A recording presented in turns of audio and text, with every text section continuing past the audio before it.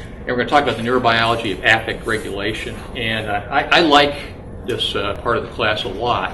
I think it's very interesting, but it's also, I think, very relevant to the clinical work that we do. There's going to be a number of themes that are going to run throughout the material probably this week and next week.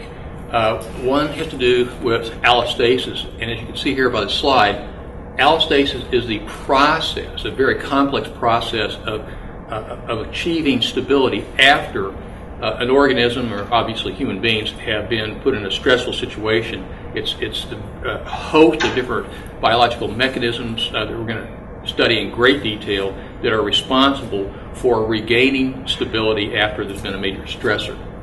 The term allostatic load is used a lot in research to talk about simply if there are lots of stressful events, then the impact that has typically on the body, but also in terms of psychological functioning for human beings. Another theme is the role of appraisal. Very important. The first thing is something worth paying attention to. We've talked about this before, that there's a huge amount of information coming into the brain, but tons of this are screened out because it's irrelevant. But the brain has to have the ability to be vigilant all the time to pick up the possibility of danger in the environment. Now, this is a very simplistic little diagram here, but it's actually quite good in some respects. When there are significant stressors in a person's life, as long as a person has adequate coping ability, then there's going to be some measure of stress in terms of psychological, emotional, and physiological responses, but it's not going to be overwhelming. However, there are two things that can tip the balance. Now, let me mention one thing in particular. This says coping ability. It's also the person's perception of their ability to cope. For instance, in depression, people may have had a long history of being able to cope well, but in the throes of depression, they think, I'm a loser, no matter what I do, it isn't going to work, pessimism. So they haven't really lost their ability to cope, but what they've lost is their self-confidence.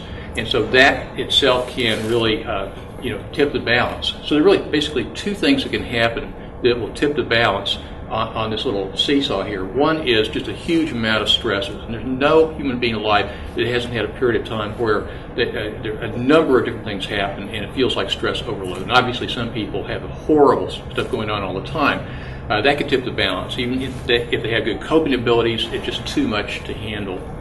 The other is like with depression, where a person is having moderate stresses, maybe severe too, but something has begun to erode away at the person's belief that they really can get back on their feet. And we talked a lot last week about learned helplessness, and so that's the kind of thing that we're looking at. Now, the point that I want to make is this: there are a number of stress responses, and these would be psychological, emotional, as well as physiological, that occur with modest stressors in people that cope well. It just happens the body is going to respond and people are going to feel things. But when this balance is tipped, there are some very unique and specific changes that can be actually very devastating to the brain and also to the person in psychological terms. And so we're going to be looking at that. Self-regulation. Now, this is something that people do this all the time. And most of the time it's without any awareness, okay? So, for instance, it happens on a purely biological level. For instance, if you have anemia, then you're not getting enough oxygen to different parts of the body, so the heart beats faster, so it pumps more blood to those parts of the body. And people can be walking around with some degree of that and not even know it. Okay, so that's a real biological self-regulation. But the real thing we're looking at is our behavioral attempts at self-regulation. And so one example is you're sitting here this afternoon, probably, in 10 minutes or less, you're going to start to feel your back and get kind of stiff, or, the posture that you've been in, you need to shift it a little bit. And so people just change their posture, and for a moment, it feels better. And that's a kind of self-regulation. It's very benign. It happens thousands of times a day, typically without any awareness.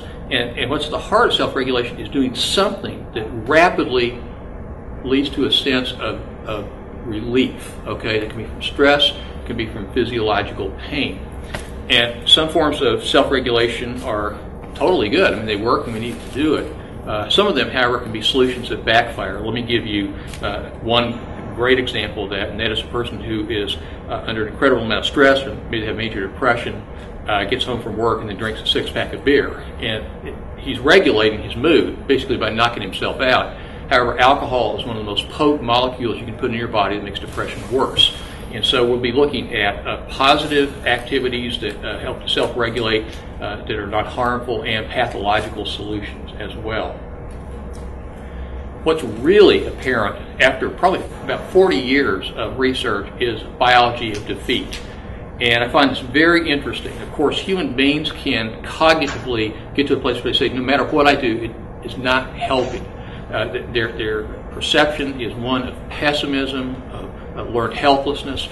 But what about animals? It's hard to know exactly what their cognitive functioning is, but there's clearly lots of animal research, and a lot of it's kind of this obnoxious animal research where basically they really stress out and sometimes even torture these animals. But how is it that an animal, either in the wild or in a laboratory setting, how do they construe, what makes a difference that tips the balance where they start to fall apart biologically?